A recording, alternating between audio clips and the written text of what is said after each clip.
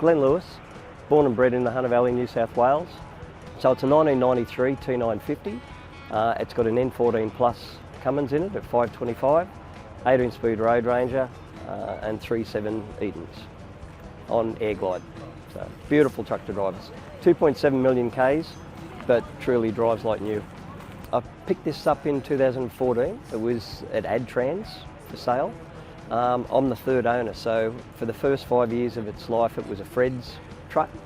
Then it went to McKibbin's Livestock in Victoria, and they had it for about 16 years.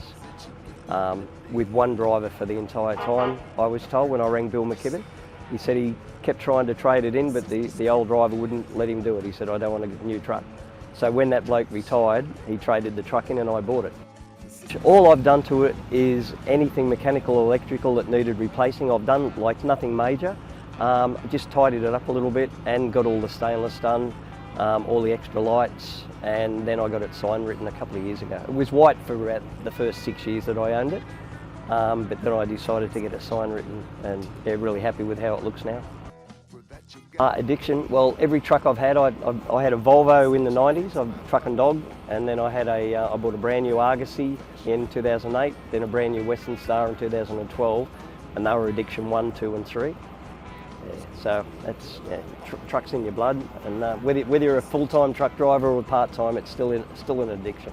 Yeah. Mucked around with trucks since I was about 5 years old. My dad was a truck driver. I got into the coal mining industry as an electrician and worked in the underground coal industry for 40 years.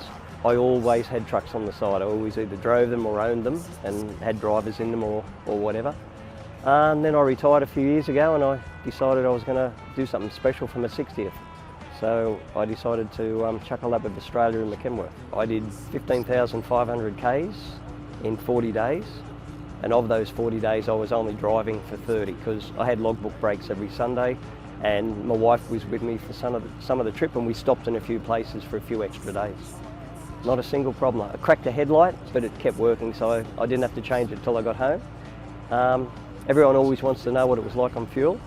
40 litres per 100 Ks, which is 2.5 kilometres to the litre, which was exceptional, I thought. It cost me $12,200 to do the lap, which, the way I look at it, was a 6-week holiday, cost me $12,200, so it wasn't too bad. I averaged 520 Ks a day, so it wasn't big, you know, it wasn't a huge task. Biggest day was about 740 Ks, shortest was about 280. And I mapped the whole trip out. I knew where I was going to be every day, so mainly because I had to be home for my son's wedding. So I had to do it so that I could get back in time for that.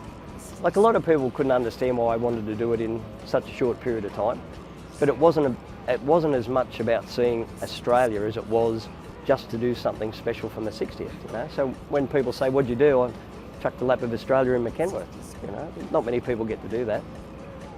It was a great trip. Thoroughly recommend it for anyone thinking of it.